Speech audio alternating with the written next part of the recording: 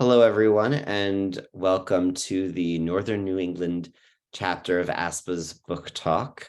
I am Dr. Seth J. Meyer, and I am so excited to have our esteemed colleague, Dr. Noah Schwartz, here to talk about his latest book, On Target. Before we begin, as always, this is our bi-monthly Book Talk series, where we examine books that impact public administration. These book talks are recorded, so we hope to have a whole library available. If there are any areas that you're interested in for your classes or for your work, please feel free to let us know.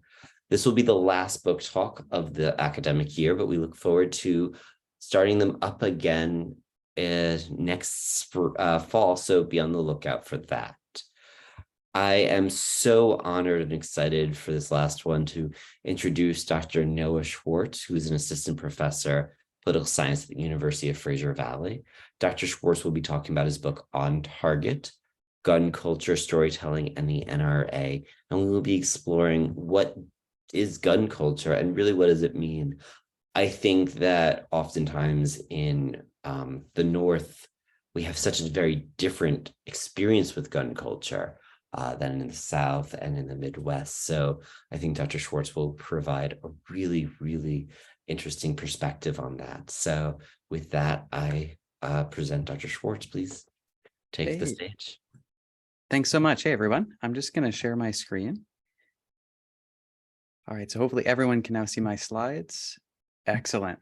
Welcome.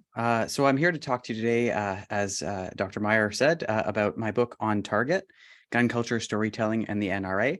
The book could have probably also been called, One Wild Canadian Grad Student's Journey into the Heart of Gun Culture. So I am a dual citizen, American and Canadian, though I grew up really on the Canadian side of the border, but I've kind of had legs on both sides of the border my whole life, and it gives me sort of a unique perspective, I think, on the gun issue. I'm being familiar with it, not only in the context of the United States, but Canada as well. So I'm excited to share with you a little bit about my research, what the book is about, how I got there, how I figured out what I was doing, and hopefully we'll learn something along the way. So I start my book by talking about this class that I took. One of the methodologies that I used for this was participant observation, as I'll talk about later. And some of the participant observation that I did was in NRA firearms safety classes. On a misty morning in May, I found myself driving along a backroads highway. The speed limit was 50 miles an hour, but the road twisted and turned so long, I don't think I ever got above 40. My GPS was going haywire. 1 second it was saying, welcome to Virginia. The next, welcome to West Virginia, as the road kind of snaked along that border. I arrived at the NRA's concealed carry class, just as the sunshine had burnt away the last of the morning's fog. It was being held at a gun club in a rural area, quite far from the nearest city. And the clubhouse was, before it was bought out by the gun club, what used to be a house where someone lived. And the class was being held in the living room of that house. So it was this strange feeling of being inside a house, but a gun club at the same time. I'd spoken to the instructor several times over the phone, and I explained to him my project and the reason that I was coming out to take the class. After welcoming me, we shook hands, and he handed me an unloaded Glock 19 handgun. Without any ammunition, the pistol weighed a little bit less than a pound, or sorry, just over a pound. But it weighed much more heavily on my consciousness. The instructor gave me a holster. He told me to put it on, and I wore it for the duration of the class, both in the classroom and out on the range. Throughout the day, I could feel my hand shifting down, getting accustomed to the new weight on my belt, worried that it might move of its own volition. During the class, I was taught how to conceal, handle, and use a handgun for personal defense. The course consisted of both theory and practical application, putting rounds down range. But the instructor didn't just recite facts and details. He told stories. Stories about good guys with guns, stories about America's past, stories about what he believed it meant to be an American.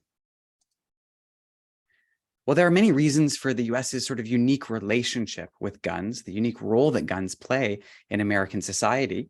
We could talk about the role of American history and the Revolution. We could talk about institutions and the US Constitution. The National Rifle Association often comes up in those conversations. We often think of the NRA as a big obstacle when it comes to gun reform or gun safety legislation happening in the US.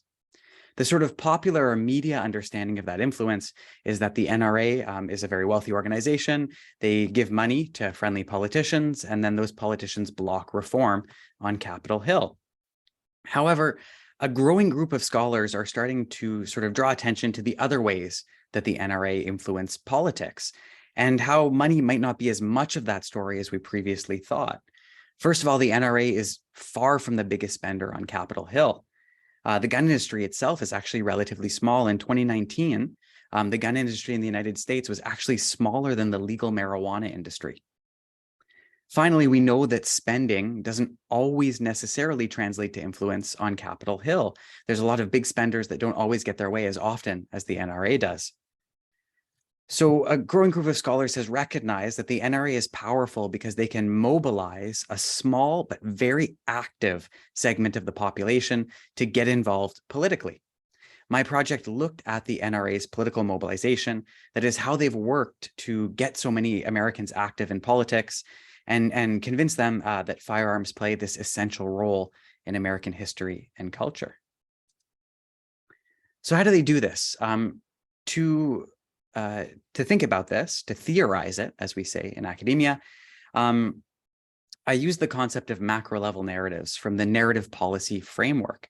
This is a theory that looks at the policy world and the role that storytelling or narrative plays in public policy debates. For the most part, studies in the narrative policy framework, the NPF, tend to look at micro or meso-level narratives. So narratives at the individual and at the sort of policy level. There's not very many studies that look at macro-level narratives. And that's because they're a little bit harder to sort of get our head around sometime, what we call operationalize. Macro-level narratives are grand narratives or stories that are shared by large communities, and they work to create socially constructed realities. These are what Vivian Schmidt calls background ideas. They sort of live in our head without us even necessarily realizing that they're there, but they give sense and meaning to our everyday interactions with the world by informing how we think about ourselves, how we think about our identity. The central argument of my book is that much of the NRA's influence can be explained by its ability to grow and shape the gun culture in the US and draw on this community for political support. And a key strategy that the organization uses to do this is through telling these stories, these macro-level narratives about America's past and American identity. The organization is so influential at doing this because they've had so long to grow, and they have this very, very large communication network that they're able to disseminate these narratives along. They're able to spread them through their communications, what we call modalities or mediums.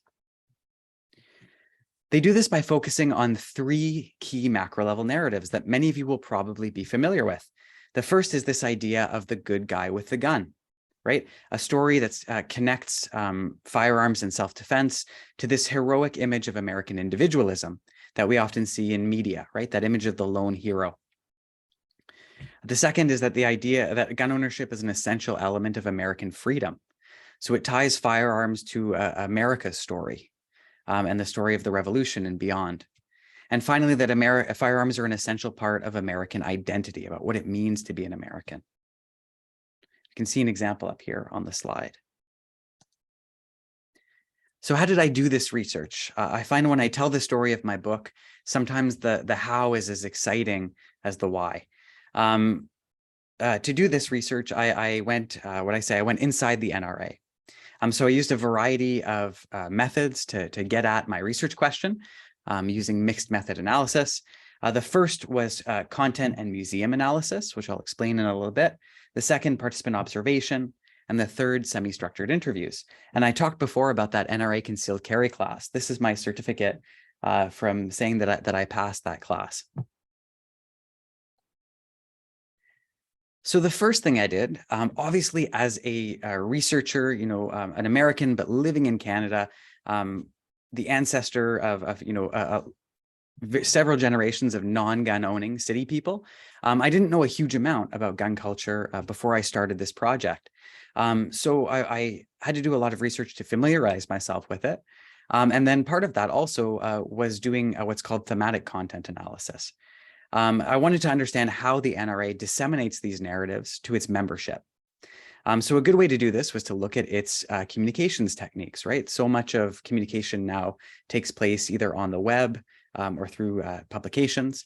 So this seemed like a good place for me to start while I waited to get my funding together to go on my fieldwork. The first thing I looked at was American Rifleman magazine. So this magazine has been published by the NRA since 1916. So it's been continuously published for over 100 years. It's quite impressive. And it has a regular circulation of just over 2 million copies. This is the biggest of any gun magazine in the world. And it's actually just shy of some mainstream magazines like Sports Illustrated, for example. The second thing I looked at was NRA TV, which was at the NRA's attempt to launch their own sort of streaming service, kind of like Disney Plus for gun people or Netflix for gun people. While I was doing my research, it actually went under because of a lawsuit between the organization and their legal firm, but a lot of their videos are still available online. So I looked at these two medium to understand the stories that the NRA was telling. They regularly emphasize both the significance of firearms in the hands of individuals during important times in America's history. In every issue, they talk a lot about history in the past. There's, usually one multi-page article about the role of a specific firearm in a period of history or maybe a conflict. So, for example, they talk a lot about the guns of the Second World War and linking that story of America's defeat of fascism, America's liberation of Western Europe, at least, to firearms. Things got more interesting when I left home. And in April of 2019, I made the long drive to Indianapolis, where the 2019 NRA annual meeting was taking place. The NRA annual meeting is essentially a political rally and a gun show fused into one. I think the closest comparison I have, and this probably speaks to my background as a giant nerd, is like Comic-Con for gun owners, right? If any of you have ever been to a Comic-Con, you know that sort of frenetic energy that comes with thousands of people packed into a really tight space, exploring something that they're really passionate about. And that's what it felt like being at the NRA annual meeting. The size of this event was just staggering. There were 15 acres of booths set up. This is the second largest gun show in the world. Virtually every major firearms manufacturer was there: Glock, Smith & Wesson, Remington. There were stars from the gun world there, and even from Hollywood. I ended up turning a corner and seeing Chuck Norris around the corner. For those of you who are familiar with him, he was a big action movie star. I think he's as famous now for the jokes about his supposed invincibility than he is for his actual movies. The NRA also they rented out Lucas Oil Stadium, which is the home of the Indianapolis Colts, for an afternoon of political speeches. So there were speeches from people like Donald Trump, like Mike Pence, big executives within the NRA, Wayne LaPierre, Chris Cox. And then the most striking part of these speeches was they featured a number of good guys and good gals with guns. So there were guest speakers who came to talk about using firearms to thwart a potential mass killing, including Stephen Williford, the man from Texas, who some of you may have heard of. There was a mass shooting down in Texas at a church, and he was the person who sort of tracked down, he was a vigilante who tracked down the shooter and put an end to that mass shooting. What I found most interesting about the event was how the NRA used it very cleverly to communicate with its members and to build its membership base. So you had to be an NRA member to get in if you wanted to come to the gun show, and that was really the big draw, or see the speeches. And they used it to sort of promote a lot of their communications material, and once again, to disseminate these narratives to a very willing audience. When we think of the NRA, the classroom is probably not the first thing that comes to mind, but a lot of people don't know the NRA's main function for quite a long time was actually firearms education. They train over 1 million Americans every year in firearms safety education. And so one of the ways that I thought it would be useful to conduct participant observation with this group was through taking these courses. It was a good way not only to see how the NRA uses its firearms education program to be able to sort of spread its political influence, but also to meet participants that I could then interview, which I'll talk about a bit later. So I took a number of NRA classes. You can see them listed on the slide. They were about 3 to 5 hours in the morning, which was usually a theoretical portion, and then a practical session a few hours in the afternoon, which almost always featured some time on the range.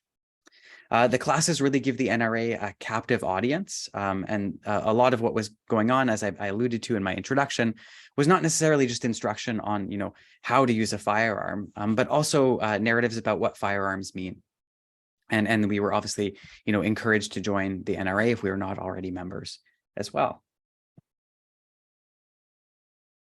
I also conducted semi-structured interviews with ordinary NRA members, and also had the opportunity to actually sit down and interview 2 officials from within the organization, the head of research and the curator of the NRA Museum. These interviews lasted about 20 minutes to an hour, and a lot of really interesting insights came from them. Some of my participants looked like you would expect a gun owner to look like. So for example, Bucky, and I should note here that all the names I use here are pseudonyms, they're fake names, which researchers use to protect our participants' identity. But I'll call this guy Bucky. He was a gray-haired, bearded white man in his 60s. He was a veteran, the president and CEO of his own consulting firm, and a manager for a large government agency. But he looked very much like you would expect a gun owner to look. He actually took time out on his birthday to come down and sit with me at a coffee shop in his neighborhood. And his story was very much a story that you would hear repeated quite often. He grew up in a rural area. He learned to shoot and hunt with his family. And that's sort of how he got into guns. And now he was a pretty active concealed carrier. Other participants, though, were not what you would necessarily expect. Susan, for example, was a middle-aged government consultant and a triathlete from the suburbs of Northern Virginia. She wasn't particularly political, although when we talked about, political issues, she said that she was pro-choice, for example, and she kind of came off as actually pretty progressive. She started shooting with her dad in 2012. When he passed away fairly recently, she inherited his collection of guns, which she shoots regularly. And she actually, while we were talking, she kind of made fun of her boyfriend. She said he was too chicken to come out and shoot with her, and it was something that she really enjoyed doing, but she wished that he would do it with her. It also became clear during my interviews with her and the time we spent at the range that for her, guns represented a really tangible connection with her father, as well as a source of recreation and protection. She was a concealed carrier too. During the interviews, I was really surprised by how closely the views of my participants aligned with the NRA on gun issues, specifically the role of firearms in American history. This was something that everybody kind of took for granted. Virtually everyone I spoke to the centrality of firearms in America's past as a tool for the preservation of liberty, and even, civilian gun ownership as a tool of national security. Oftentimes, my participants would kind of repeat these NRA talking points almost word for word. One of the last things I did as well, inside of the NRA headquarters, there is actually a museum. Once again, a museum, probably not something we often think about when we think about the NRA, but the NRA actually operates 3 museums all over America. The mission statement is to present the story of firearms, freedom, and the American experience. And the museum is 15,000 square feet and contains 3,200 guns, which I was told when I spoke to the curator is actually a fraction of the overall collection, much of which is held in massive underground vaults. The museum gets about 350,000 visitors a year. And it's a really useful way, once again, for the NRA to tell these stories about America's past. For example, the museum, kind of deftly ties firearms to key moments in American history. It's really the story of America told through the prism of guns.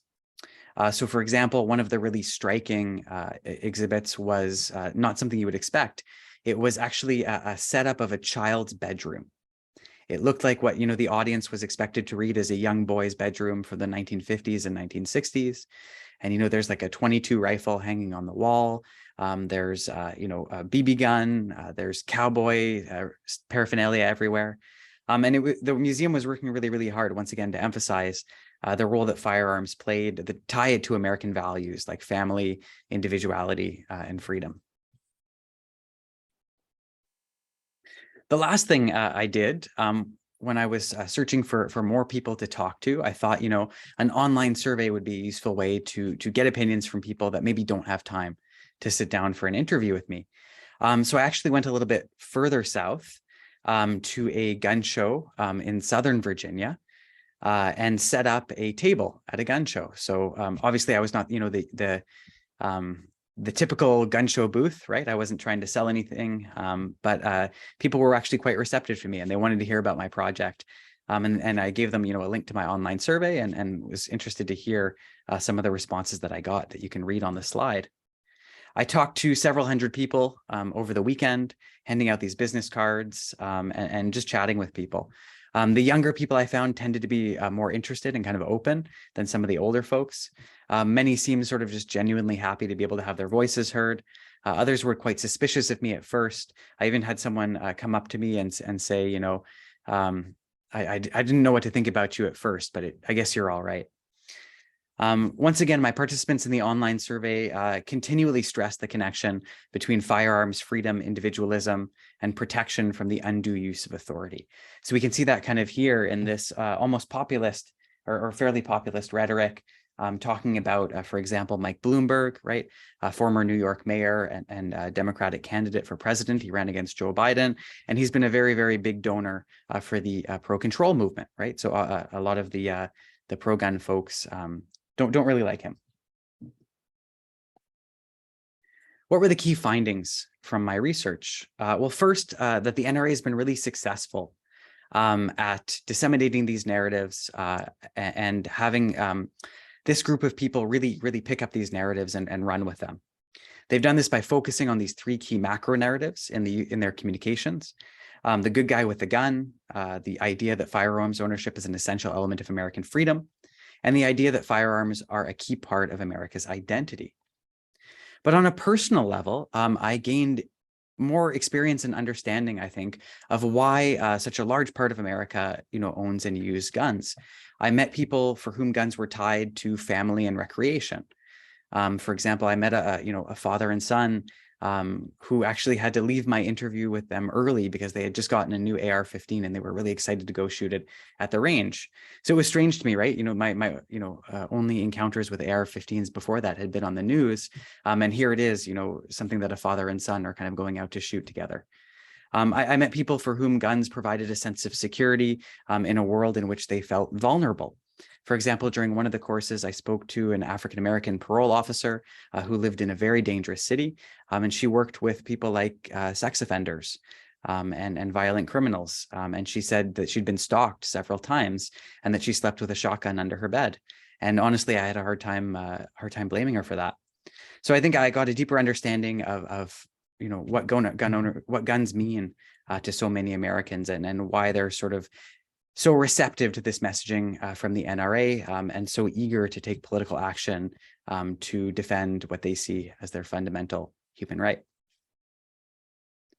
Thank you so much for your attention today. I'm really excited to see what kind of questions come out of our chat.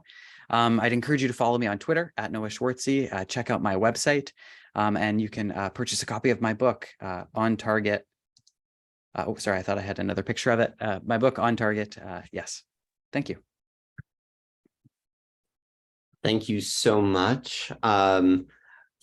It's such an interesting area, but you presented it in such a fascinating way. I love the storytelling aspect.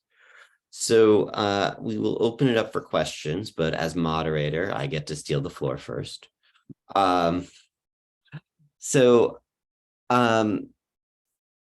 thing I was curious about is you mentioned the participants repeating NRA talking points, but I was curious, when we talk about actual gun laws, did you find that the participants were viewing everything the exact same way, or were you, did you see that there was diversity in the viewpoints of actual gun laws? Yeah, I was a bit reticent in my interviews to push too much on the questions of specific gun laws. When it did come up, I think they were, kind of what you would expect for the most part. They were quite opposed to gun laws, and they sort of bought into the idea that, that kind of no compromise attitude, that one small compromise will lead to a cascade of compromises down the line, eventually to what they would call confiscation. So I think there was a lot of skepticism, and some of the participants expressed that to me directly, but it wasn't necessarily something I wanted to probe at too much.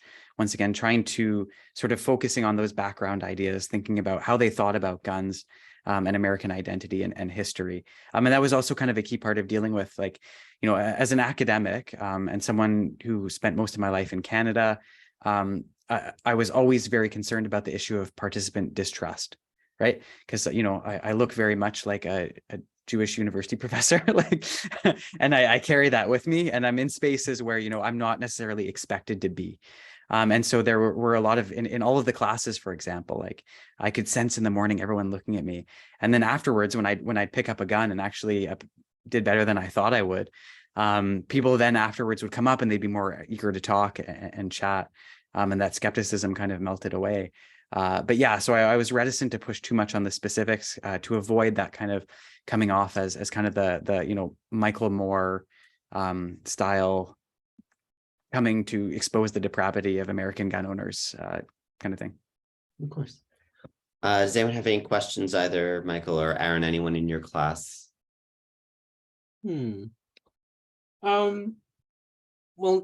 Noah, I missed the first few minutes of your talk. Thank you very much for the talk.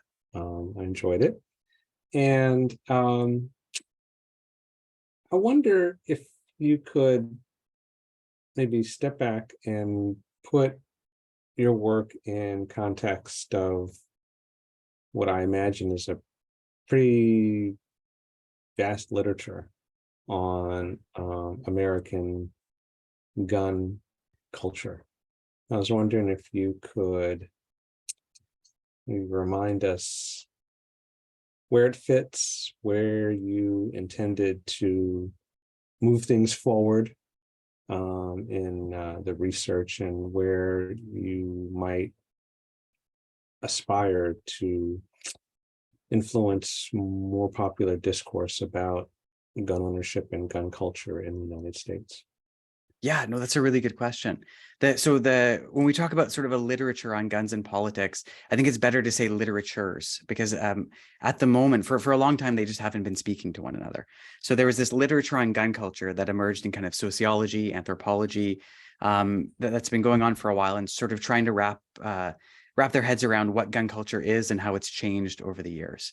So scholars like David Yamane has been doing a ton of work on this. Jennifer Carlson, who is on my dissertation committee, folks like that talking about, trying to create a scholarly account and theorize like what the heck a gun culture is.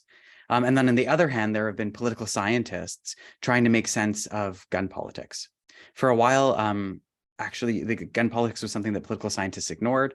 Then slowly some folks have started to talk about it. And only recently have these two literatures started to talk to one another. And that's kind of what I was trying to do, was to bring these literatures into conversation and say, okay, how is this gun culture impacting gun politics? Rather than just looking at gun politics in terms of like demographic characteristics, how does someone's gender, or race or class or religion impact how they're going to vote on guns? That's how a lot of political science looked at it. Rather, I wanted to sort of have the social movements literature talk to the social movements and political science literature, talk to this gun culture literature, and see what we could find, what came out of it. Theoretically, I used the narrative policy framework to sort of fuse those together. So looking at the influence of narratives on politics, but also why, as we know, narrative trust is a huge thing when we're thinking about which narratives people accept and which people they don't. If you trust the speaker, then you're probably going to accept their narratives as true. If you don't trust the speaker, then you're probably going to reject those narratives as false. And the role that culture plays in that, creating that trust, right? So So if someone's talking to you from within the same sort of cultural background, from within the gun culture, you're going to be more receptive to those narratives, and it's going to transform the way you see politics in a way that it might not if you're from outside that group.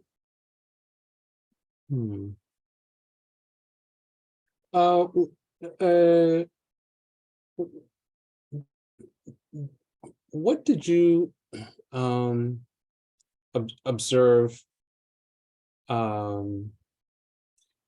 in your interviews that was really surprising, that turned around what you thought you were going to see? I'm asking because popular media coverage of gun culture in the US is ubiquitous. You can't escape it. And we all think we know what the issues are and who the partisans are and what the third rails are, et cetera.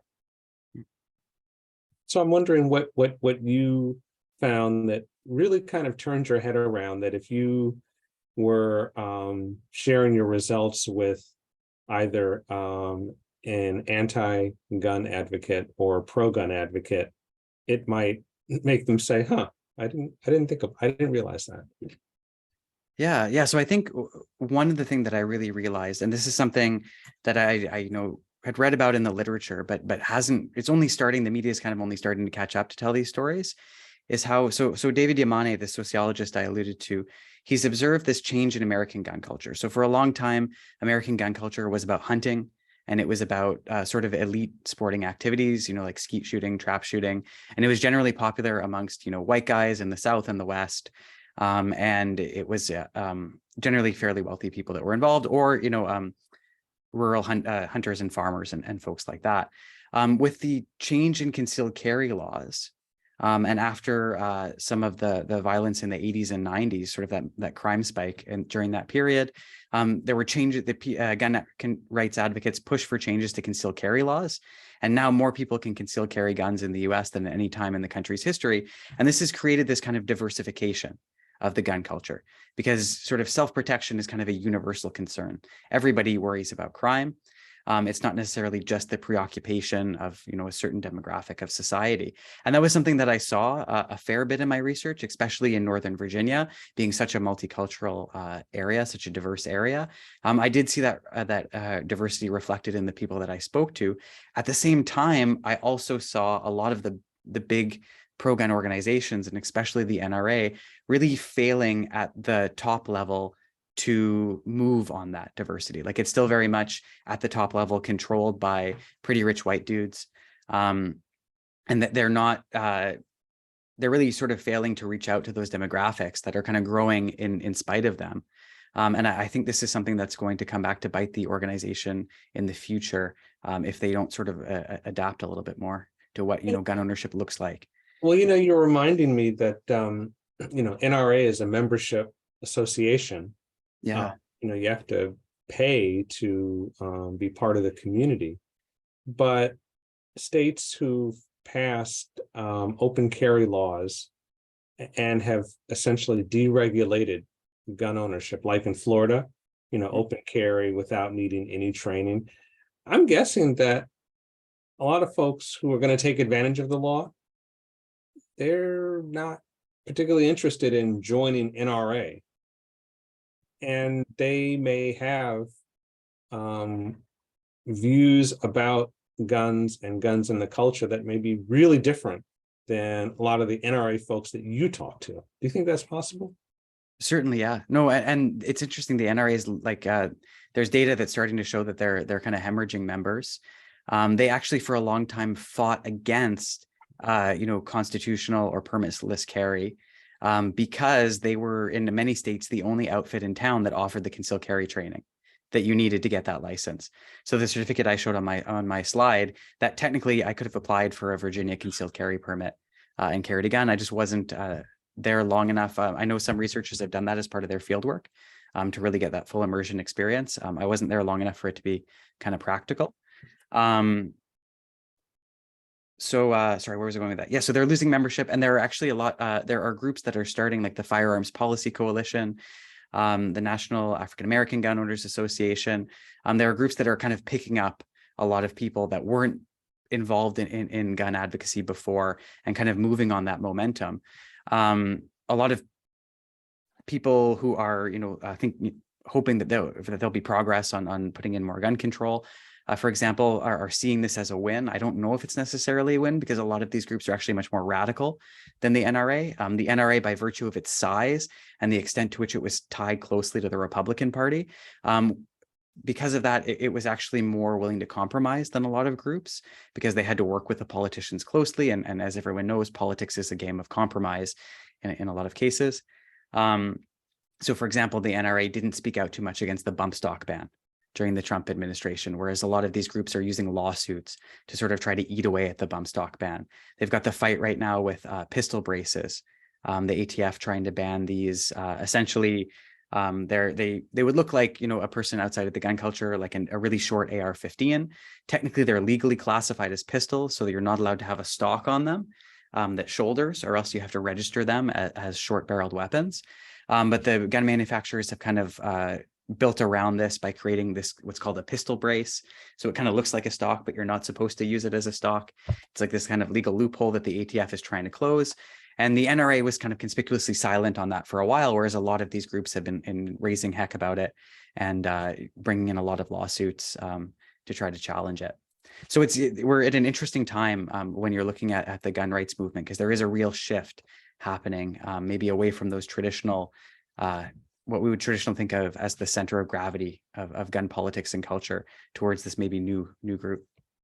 So as much as the NRA has been vilified in many sort of popular and progressive media, this wholesale deregulation of gun ownership and gun use may have unleashed lots of organizations that are even more radicalized about guns, gun culture, and politics, and many people who participate, but who may not have any formal affiliation, who are also equally or more radicalized.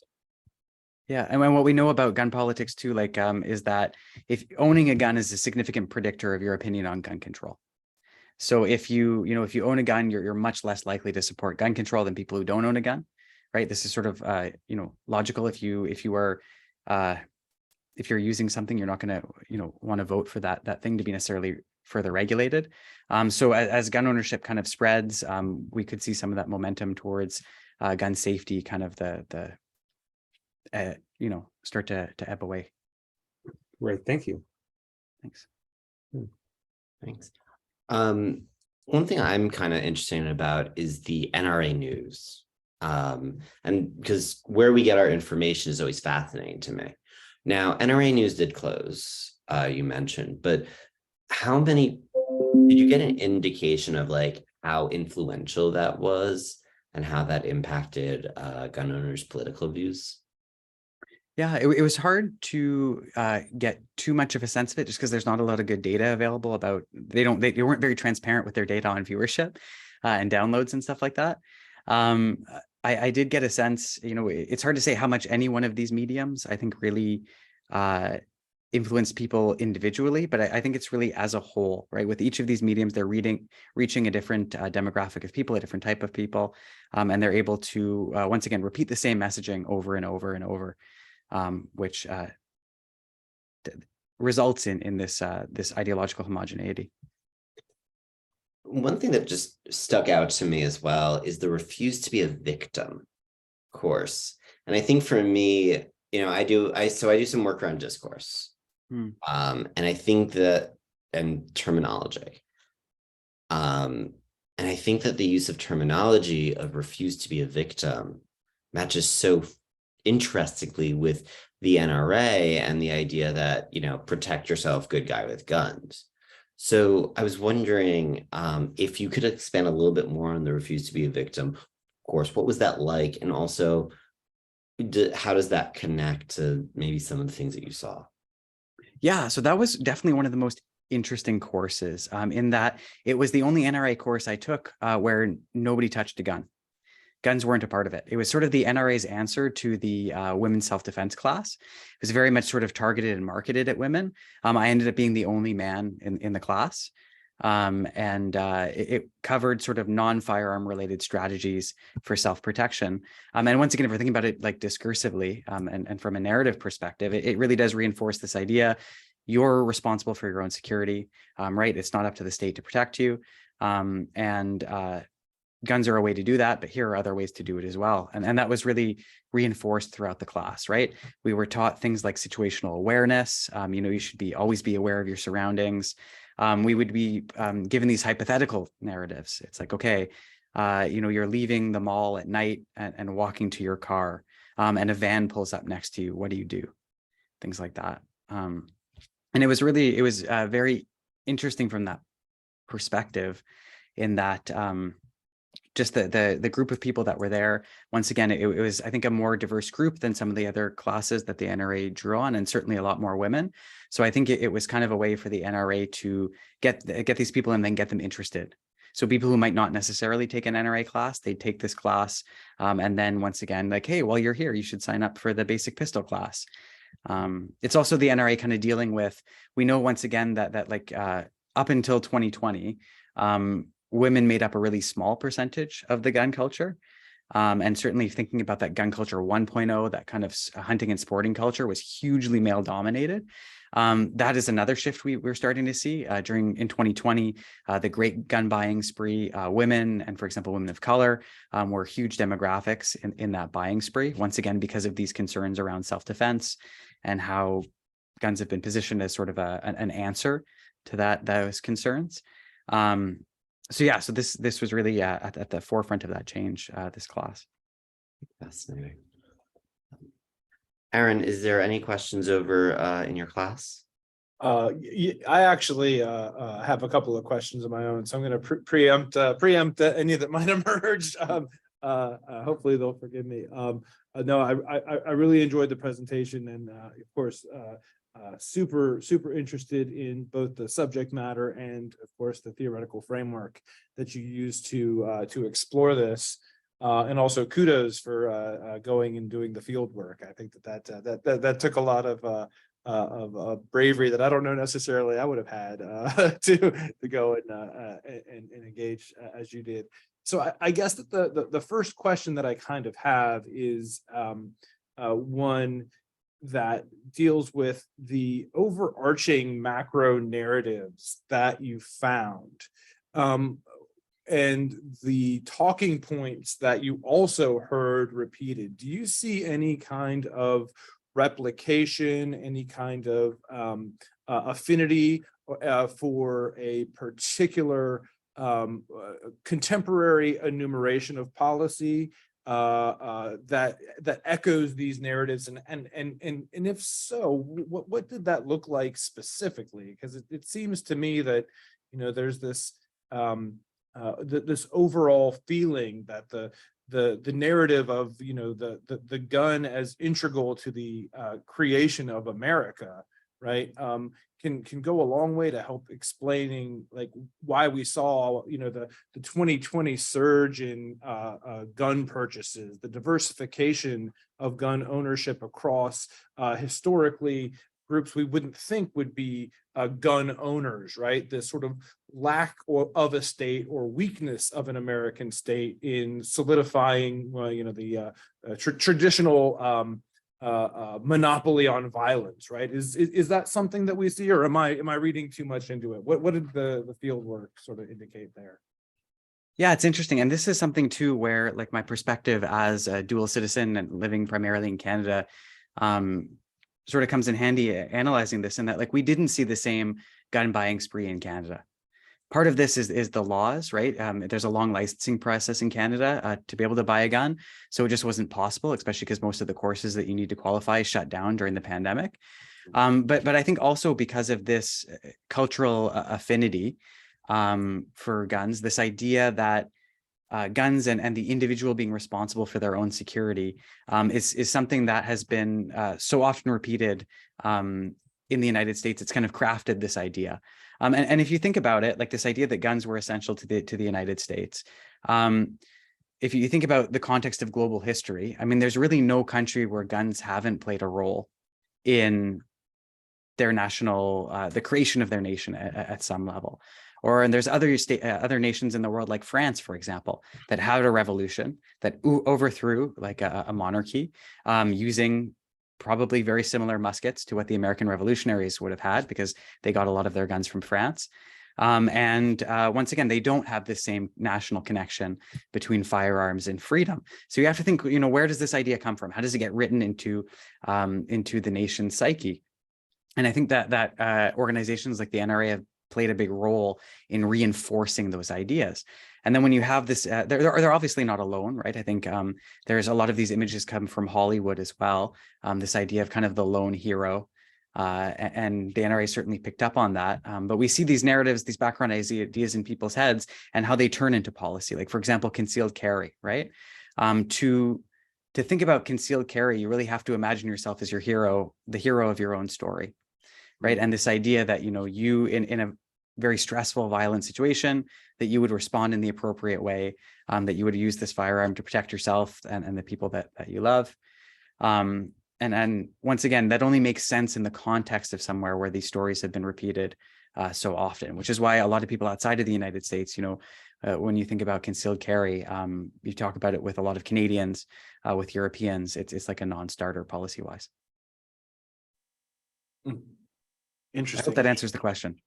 Yeah, no, it does, and then I guess it sort of leads me then to my second question. You touched a little bit on this with the NRA sort of opposing sort of the ease of accessibility for firearms that don't require them serving as an intermediary for these courses, for this education. And so it's like the organizational capacity of the NRA to deliver real services.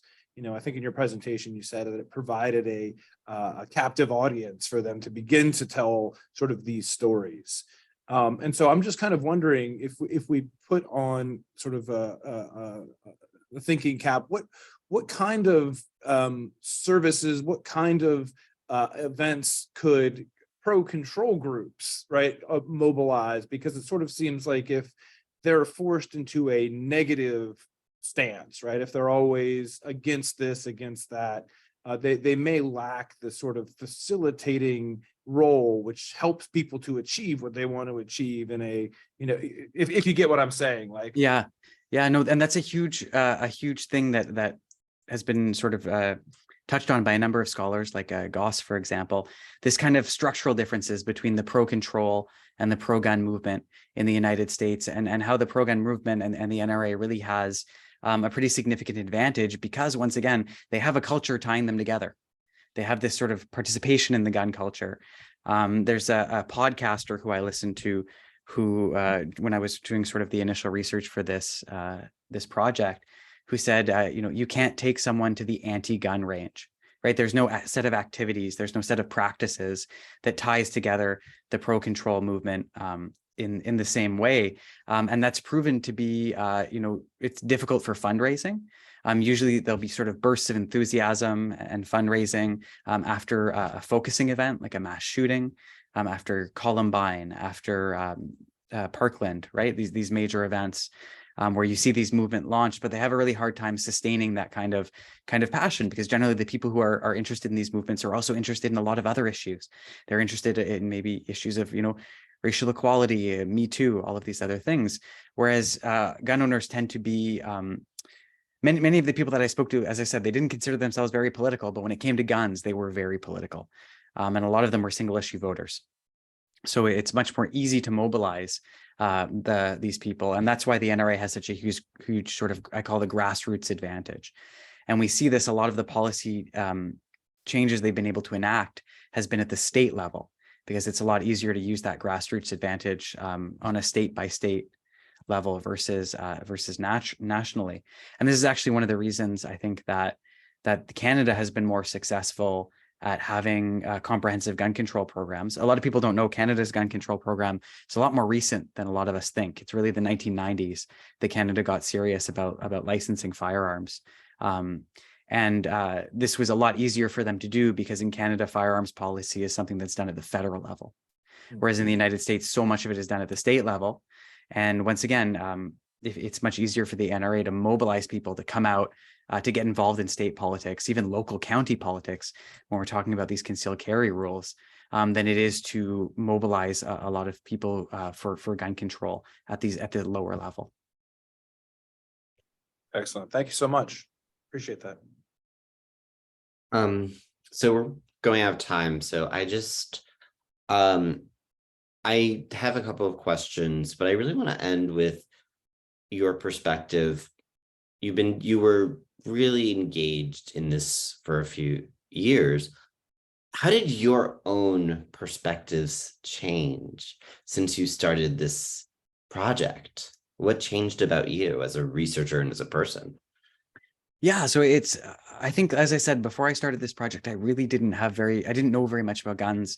My only knowledge of guns came through actually an ex-girlfriend she was from Alberta, which is a part of Canada, sort of kind of like Wyoming or Montana, like very rural, agriculture focused, oil focused, stuff like that. So I'd shot guns with her family when I was visiting them, but that was about it.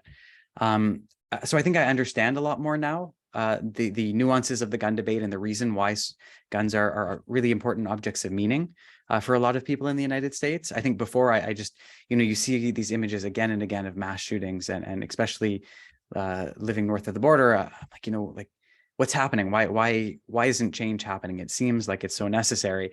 And I think now I understand a little more why it's taken so long and why so many people are so opposed to it.